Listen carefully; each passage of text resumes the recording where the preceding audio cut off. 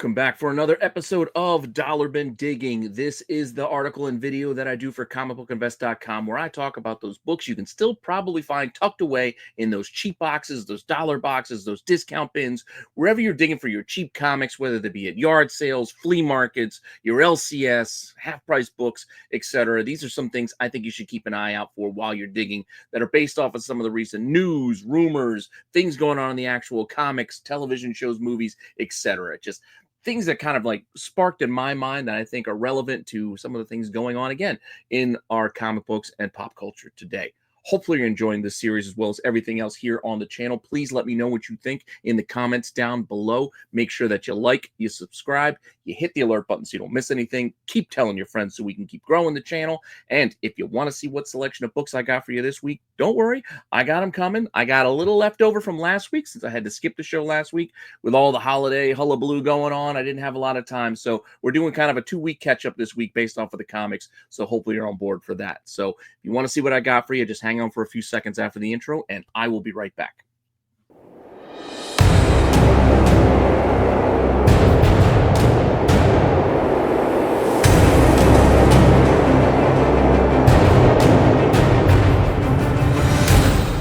All right, so let's get right into it and go to what's going on in the actual comic books. So if you are like me and you actually like reading these things and not just buy them just for the pretty pictures on the cover, I get it if you do. There's nothing wrong with that. I'm not criticizing you if you just like to collect covers. I'm just saying I also personally like opening these things up and reading the stories inside of most of them. I do plenty of cover buys as well, but there's a lot of titles that I like to keep up with, and I enjoy the stories. I'm a grown-up kid. What do you want me to tell you? With that said, I mentioned we got to play a little bit of catch up. So we're going to start off with a few books that came out last week and see some of the things, some of the first appearances and character things and things popping up that I think are kind of interesting from last week. And then we'll do a couple from this week. So with that all said, last week's books, let's start off with DC and check out what happened in the last issue of Wonder Woman. Issue 16 came out again last Wednesday. Right there on the cover, you could see why I want to talk about this book. Just a fun cult favorite type of character. I enjoy Detective Chimp a lot. I think he's a fun character to read, and I gotta imagine he's a hell of a lot of fun to write. So Detective Chimp right there on the cover of the cover A, and he is also inside the storyline as well. But I just wanted to spotlight there that it's not just on the cover. He is in the storyline inside too. So let's take a look at Detective Chimp. Now, I know what you're going to tell me, and I agree. There's no way you're going to find his first appearance in a dollar bin. I mean, yeah, I shouldn't say no way. The chances are very, very, very slim because we got to go all the way back to 1952 with Rex the Wonder Dog, or The Adventures of Rex the Wonder Dog, issue 4, to get our first introduction to Detective Chimp in a backup story inside this comic book where we get to meet Detective Chimp. Boom, right there. You're probably not digging this thing out of a dollar bin, just to be fair.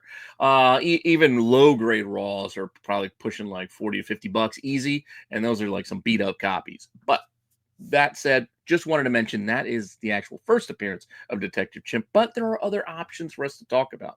He didn't really get a lot of use over the decades. He wasn't like, Batman or anything, so appearances were sparse, if any. So it wasn't until sort of a resurgence here a little bit later in the early 2000s when DC brought about this Day of Vengeance miniseries event that had going on, where we really got reintroduced again, more to the Detective Chimp we were kind of more comfortable with, I guess, these days. I mean, hell, he's even running around still in what the current Justice League Dark run, right? Or the most recent one, at least, following Rebirth. But April of 2005, Day of Vengeance #1, right inside the book, we are introduced to most of the team that's going to form this new dark arts, mystic magic type of character set called Shadow Pack. But they are introduced in this miniseries, and we see Detective Chimp here in this first issue. This is a book you can find. I know you guys have seen this out there. You can find this book for cheap, and it is worth picking up for the read alone. Get the whole miniseries, but issues can sell from as cheap as 99 cents to $2.70 at my comic shop. And then look, the whole miniseries, issues 1 through 6, 10 bucks. Like, that's a worthwhile 10 bucks if you ask me, to get all 6 issues and give this thing a read. So check this thing out. $2, $4, $3. That's what you're looking for as far as asks for the original first print, first issue. But and again, I know it's not his first appearance. It's more like a reintroduction, sort of refreshing start of a whole new storyline, because this storyline does carry on, as I said, into Shadow Pact. But we'll get there in a minute. Before we get to that, there's also a pretty cool second print for this cover. There's a third print as well, but the third print is just a recoloring of this first print cover, so it doesn't see a lot of we see that much movement. It's not as interesting as the second print, which actually features the Shadow Pact team right there on the cover, because we do meet most of these characters throughout this book, with Blue Devil, Enchantress, Ragman, who I'm a big fan of as well, and Detective Chimp, who we're talking about here. So second print, June of 2005, a couple of months later, they released this thing. This thing's kind of inconsistent as far as pricing and asks go. I mean, yes, they can still sell for as cheap as the first print at $2.70 at my comic shop, but then you can look also online. Some people are asking only a couple of bucks, like $3. Others are looking for more like 18, because second prints could be tough. There is a niche, market for them. I like collecting second prints, especially with different cover art personally. So I'd be on board to be looking for this too, just because I like it. I like that kind of thing. But see what you can find. See if you look into it. As I mentioned, there's a third print as well. But really, I'd focus in on the first and second print, or get whatever you can if you just want to give it a read. Because like I said, this is worth a read. It's a lot of fun, as is this series that followed in May of 2006, Shadow Pact. So you see, look, the outrageous stars of Days of Vengeance are back. So this squad with Blue Devil and Ragman, Enchantress, etc. And don't forget our man, Detective Chimp. They got to star in this series that ran about 25 issues. So once again, give them a read. They're pretty cool stories that run throughout that run. But the first issue is the one we're going to spotlight, obviously, because we like talking issue ones. If they're not first appearances, we like talking issue ones. So $12.50. Somebody bought the whole 1 in 25 set. That's 50 cents an issue. Bargain, in my opinion. I get it, and these things aren't worth a lot. I'm saying bargain that you can get these books for 50 cents each, and you got a quality read on your hands. So that's what I'm talking about as far as bargain. Yeah, you're probably not going to flip them and make a lot of money, because nobody really cares too much about these series for now. But comics are more than just flipping and value and what they're worth, etc. To me, like, some of it also is based off of the stories that help you build and understand and know more about the characters that you're reading about today by getting some of those older stories in your back pocket, in the files of your memory. So when they get referenced in the future, you go, yeah, I know what they're talking about. I remember Shadow Pact. That's what I'm talking about. $26, another 1 to 25 series sold, and you can see issues 1 through 10 sold for about $12, $11 plus shipping. So it's all over the place. I couldn't find any individual sales for the issue 1 of Shadow Pact. They're all selling in lots or full runs. You can see some copies listed for 99 cents, $2. Again, my comic shop coming in at $2.70. Also, a quick little footnote in case you guys didn't know: if you see copies of comics listed by my comic shop on eBay, go directly to my comic shop, and they're usually listed there a little bit cheaper because they have to pay eBay fees. So if you want to go directly through my comic shop, you can generally get a lot of books cheaper there than you can on eBay. So just let you know, they generally match up their stock on both. So you should be able to find them on their personal website too. If you're looking, just letting you know. It's a little tip for you. Also, just a note about this series, the Shadow Pact and all that stuff, was also written by Bill Willingham, who I'm a big fan of because I loved Fables. I don't know about you guys, but I love that kind of thing. I love the whole Fables run with the fantasy characters and the magic and all that stuff. So this is right up my alley of things I like to read. So give it a shot. Like I said, something you can find out there.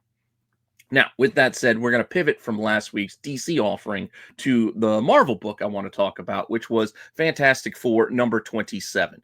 Yep, Mole Man featured right there in the cover. Rumors we might get Mole Man in the new Fantastic Four First Steps movie. Hey, we'll see.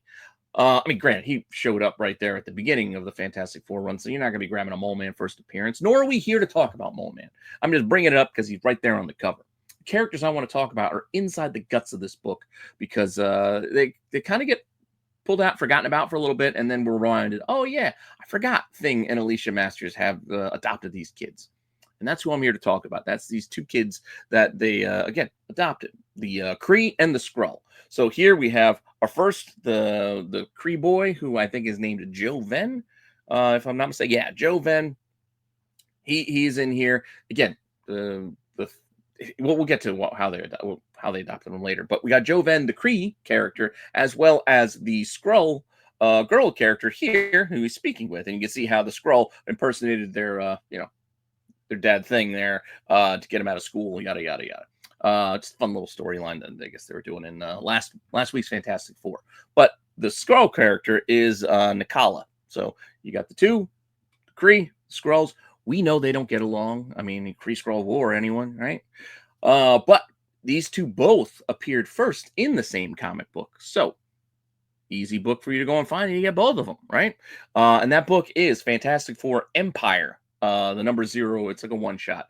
I don't know if you remember the Empire miniseries. It didn't get a lot of fanfare, a lot of readers. It was that so-so. I didn't love it. It was okay. Couldn't get through the whole thing. Too many tie-ins. You had Captain Marvel doing her thing. A lot of one-shot tie-ins as well. They just build out too many of these events, get too big, and you just can't keep up with everything. That said, inside the guts of this book, we are introduced to both of these characters as they are in the middle of basically like a gladiator tournament, almost like the Grandmasters tournament that he was running in Thor Ragnarok, Planet Hulk style. So you had a Kree versus the Skrull. Classic pair, classic matchup. Makes sense. You had these two fighting each other. And like I said, at the end of this storyline, with all of the things that go on, they end up being basically adopted by Thing and Alicia Masters. So with that said, these two first appear here together in this one shot, and it's a book again you can find for a cheap. Look, $2, $3, $4. It's undercover, but mostly here asking prices $2, $2, $4. Not an expensive book. So it's again one of those first appearance type of books you can find out there. Granted, I'm not saying anything is going to come with these characters. I'm not saying that they're going to show up in the movie too. Like, we'll be lucky if we get Franklin and Valeria, but who knows? Who knows where we'll go in the comics, how much more of a spotlight these types of characters will get. And it just doesn't hurt to, again, read some of this stuff. I got to go back and read some of this stuff. So with that, don't go help yourself as well when you're digging in those boxes, Okay, with that said, I got another Marvel book from you last week because I actually enjoyed the first issue and the second issue here of Psylocke. I also picked the cover that I like best for the Psylocke. This is the, I think it's like a B cover or whatever. But anyway, inside the guts of this book, we are reintroduced once again to a classic X-Men character right here, Shinobi Shaw. I don't know if you guys remember him, but yeah, a little bit of a party boy. And that's kind of where he's been his entire life. I mean, his dad is Sebastian Shaw of the Hellfire Club, after all, so it shouldn't be surprised that this is the kind of lifestyle this character is still rolling with. Granted, he has died and has been returned. So let's get into that real quick. The OG original Shinobi Shaw showed up first way back in the 90s in X Factor. So this is during the Will Portatio run. Again, I always mess up his name and I shouldn't. But April 1991, X Factor, that's when we get introduced in the epilogue, like the last couple of pages, like a little tag on to the actual story. The main story is about Apocalypse, and you got the Ascani and all that fun stuff. Also a pretty good read in and of itself. But in the back of it and the epilogue, we get introduced to the Hellfire Club, and hey, Shinobi, hey Pops, classic 90s. I mean, look at those pants. Classic baggy, tapered, almost like they're tucked into his socks. Like the late 80s, early 90s style, just on full display here with that wide tie. Looks like he's got a short vest and a huge oversized trench coat with a huge popped collar. Hey, it's what people wore back then. I'm just saying. I was guilty of it too. And I'm sure even though those pants are solid black, there was probably plenty of pleats on them as well. Pleated front pants were the thing. You get your Z Cavaricis and your IOUs, etc. Anyway, that all said, first appearing here in X Factor 67. This is again a cheap book you could find out there. So you're looking at $2, $4, $5 copies have sold for. Asking prices $1.89, $2.99, $4.49. It is not an expensive book, and I know you can dig this out of dollar bins. I've done it and see them in there plenty of times. A lot of books in that X Factor run are buried in there, and there aren't that many key books to pull out, apart from like Archangels here and there. This is a book you can find out there. So with that said, that's his first introduction the first time he showed up, but then he did die. So we do have to factor that in, that the character of Shinobi Shaw did die. He was sort of, not really resurrected, but the memory of him, I guess you would say, was resurrected because he was referenced in sort of a dream sequence here in Necroa. So Necroa, this one we had all the vampires and we had some Hellfire Club action things going on. And I think it was a vision of Sebastian Shaw's in this book where we get to see Shinobi again following his death. This is October 2009, mind you. But inside the guts of this book, they even point out Shinobi Shaw, son of Sebastian, deceased. Like he was dead. I believe he was killed by the technovirus or whatever along the way, in the X books. But here he is flashing back, father seeing visions. And I think Bastian was also looking in on this and got confused and thought he was back. It's a weird, wild tale, all of its own. So check out the Necroa story. A lot of fun covers in that run, too. A lot of horror movie homages thrown in there, a lot of X-Force and whatnot. But this book is still a book you could find out there. Like, you would think this might be expensive because of the ties to some of those other covers, your Clayton Crane, etc. But still, $2, $2.75 this book is sold for. Asking prices $3, $5, $7. It is not expensive. I'm just saying, go dig in those boxes. It is a one-shot to kind of kick off this crossover event, but it's worth digging for and worth looking for. And again, it's only referencing Shinobi Shaw. He didn't actually get really, really returned, I guess, until more recently when, every mutant I think ever got brought back to life, thanks to Gold Balls and the crazy Krakoa and that whole run. I know, weird, wild stuff. But in that run, yes, December 2019, issue 3 of Marauders. Underrated run. I did like Marauders out of this run. There's just something fun about this run. But Marauders brought back Shinobi Shaw. Here, welcome. There's his dad. He was brought back, revived, I don't know what you want to call it. He was brought back. I mean, that's what the whole thing is with Gold Balls and the other dude with the Life Force, and then there was like 5 mutants that all worked together. We're able to revive all of these characters together. That's it. This book also very, very cheap. You can find this issue out there. I mean, look, copies selling for there's one that sold for $6, and then look at that, a pair of the 1 in 25 incentive variants, which is actually a really nice variant. I like the Kitty Pryde going through the white cover. It's a pretty cool cover. There's a lot of cheap ones sold. I think somebody got like a pallet of them, and they were just blowing them out. But anyway, still a cheap book, as you can see there. But individual copies of this issue, $1.45, $3. That's all they're looking for. And considering it's a $4 cover, that's all under cover price. So that's kind of what we're going for here. I know it's called dollar bin digging, but dollar bin boxes are getting harder and harder to find considering the prices of comics these days. I mean, every book you find out there is $3.99 or $4.99. So shops alone are paying at least half that when they're ordering them. So they can't really discount them that much unless they're just giving away money and they really want it to be gone. So understand that. It's why we may not see as many dollar bins as we used to. But the whole idea behind this series and the books I'm telling you about is that they're all cheap books, undercover type of stuff. Things you can find maybe in a dollar bin, maybe in a half cover bin, a $2 bin, whatever kind of discount shopping you're doing. That's, again, the kind of books I'm talking about here. With that said, those were last week's books. And before we get on to this week's books, I want to remind you all, for those of you out there who haven't tried Whatnot yet, please use my link below. Get yourselves a free $15 credit to spend on whatever you want with whomever you want. For first-time users, first-time buyers, $15, spend on whatever you like. You'll help out the channel. You get yourself something nice. You really got nothing to lose. So give it a look-see. Use my link below and sign up and get that free money. I mean, nothing wrong with free money, right? Moving on. Moving on, we have this week's books, and we are going to start off with Spider-Boy number 14. People have been telling me to read this Spider-Boy title for a while. I'm kind of a half dipped a toe in. I mean, I've kind of been reading the last couple issues because of the Bullseye Spider-Girl stuff, so I've been kind of flipping through there. But I haven't gone back and read this full run. Granted, it's only 14 issues, so it's not that long of a read, but I will do it. I'll give the character a chance because enough people have told me good enough things about this that I'm kind of curious. Even though I literally had no interest in this character when it was created. I'm like, what is this? We don't need this. What do you mean nobody remembers him? We're doing this whole Sentry thing again, where it's a character and everybody forgot it, but it existed. I hate that kind of stuff. I hate that kind of retconning, personally. But with that said, from what I gather, this is kind of a fun title these days. It's just something to check out if you haven't given it a try. But inside this book, the reason why I'm bringing this book up is right now, Spider-Boy is kind of teaming up with Daredevil in sort of a master apprentice, hero sidekick kind of tournament of some sort. It's almost like Bloodsport. You remember that Jean-Claude Van Damme movie? I think I brought it up on a show not that long ago. But like Bloodsport, and the one with Tong Po, to Kickboxer. Like, you get a kind of karate tournament. Nothing wrong with a good karate tournament. I mean, everybody loves Karate Kid, and you got the Cobra Kai, All Valley, etc. But here we have a hero and their sidekick basically facing off. And the first character I want to talk about that's kind of mentioned in this book that's kind of at the tail end. You see them early on when they see a couple of the teams like in the tournament.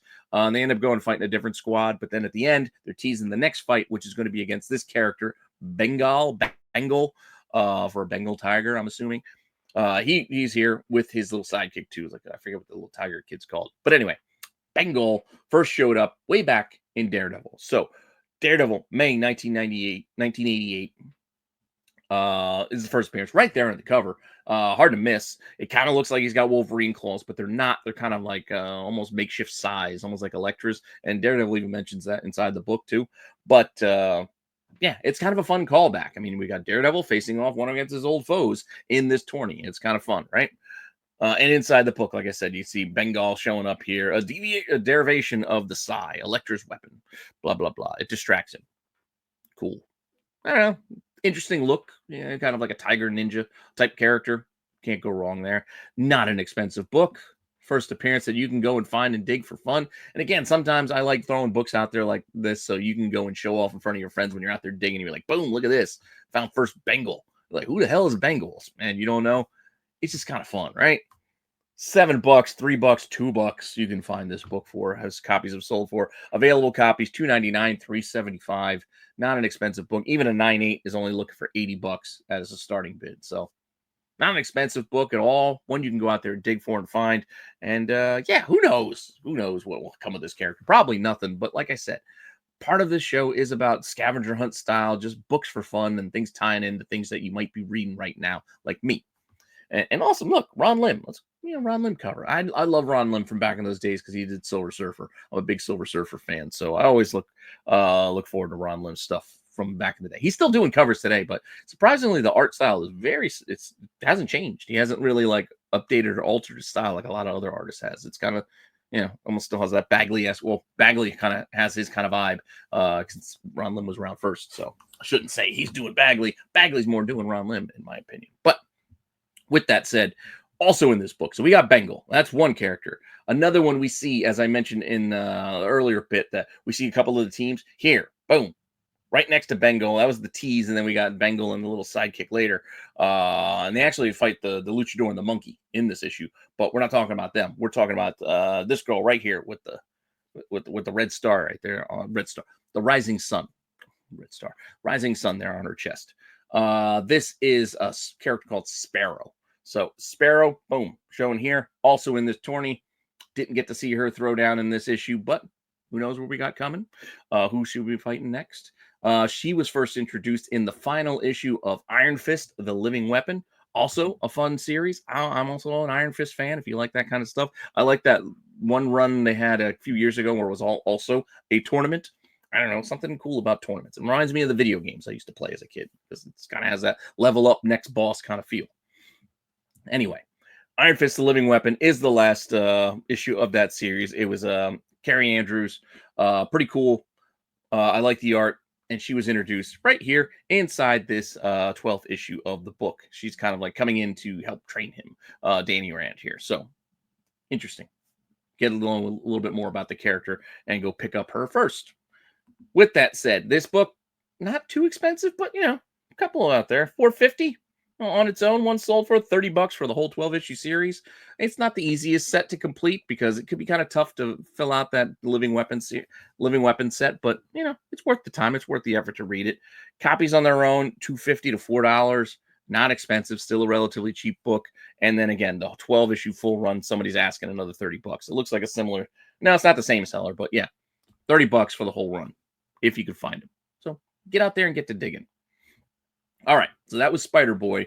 Another new release out of Marvel this week that I think was kind of fun is Hell Hunters. So Hell Hunters, this is the book that when it was first announced, it really caused a stir in the market, getting everybody to go back and chase that Immortal Hulk #6, that first appearance of the Ghost Rider in 1944.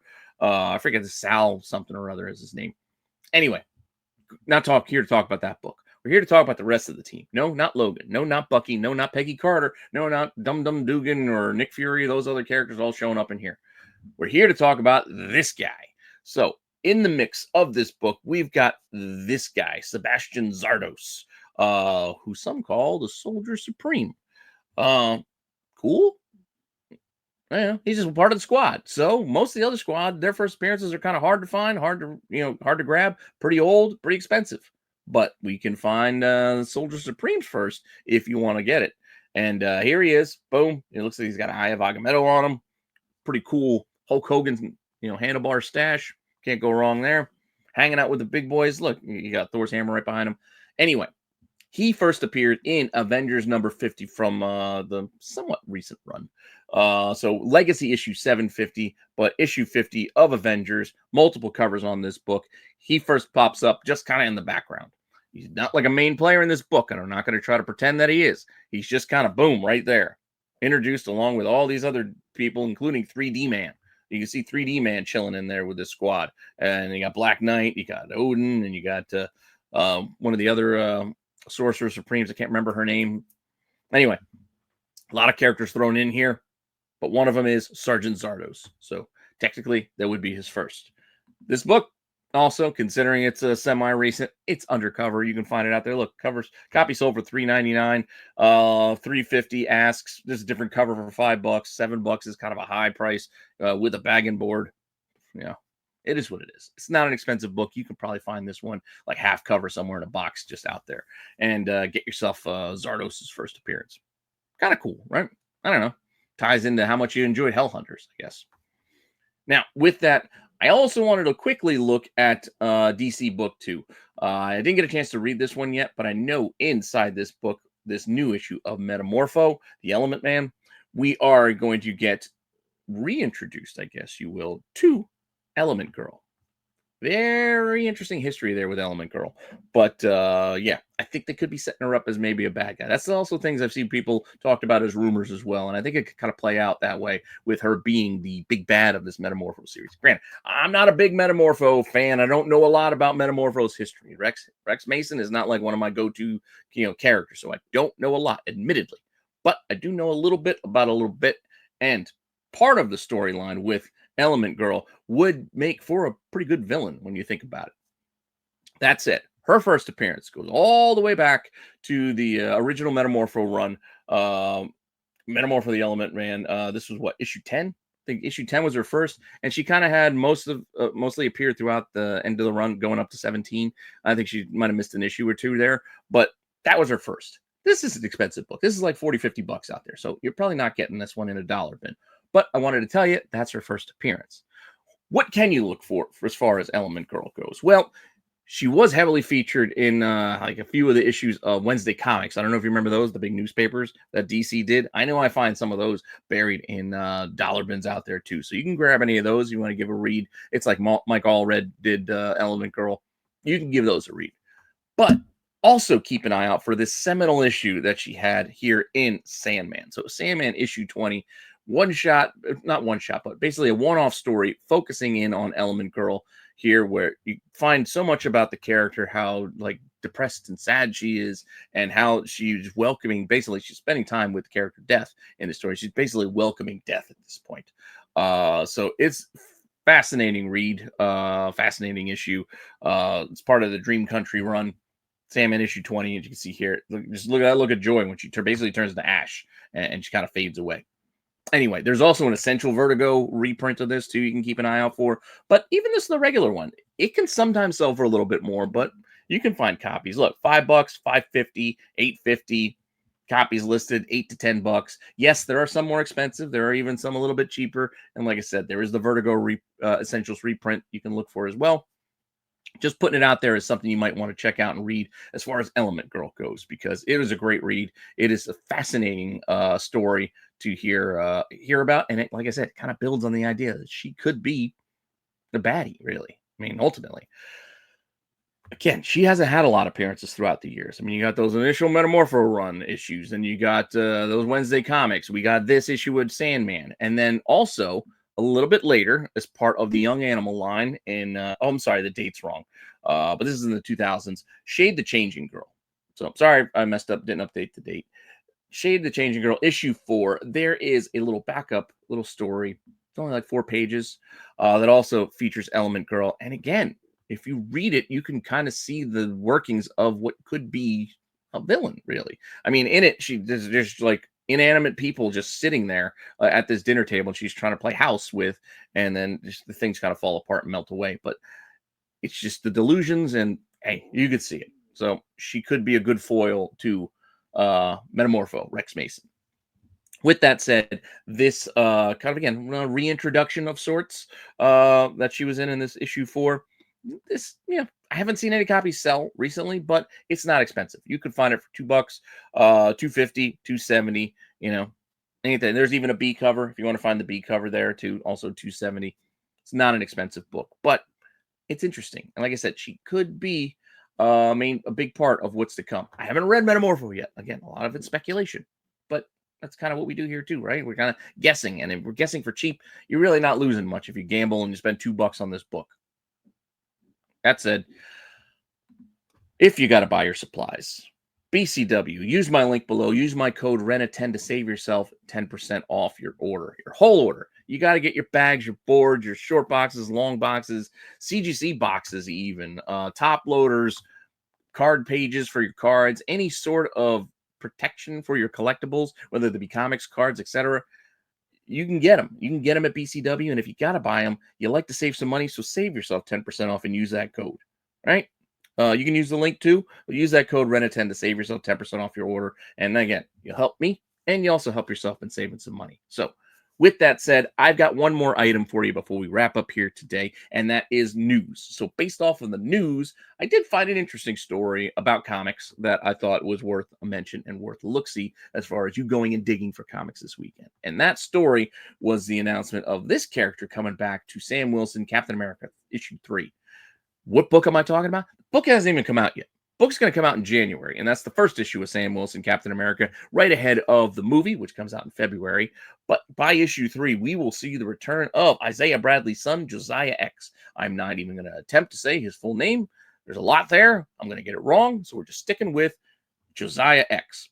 And again, this is the cover in the book I'm talking about, where we'll see him brought back, reintroduced, whatever you want to call it, in March of 2025. So getting ahead of the game, look for this stuff early. We're looking at Josiah X's first appearance here.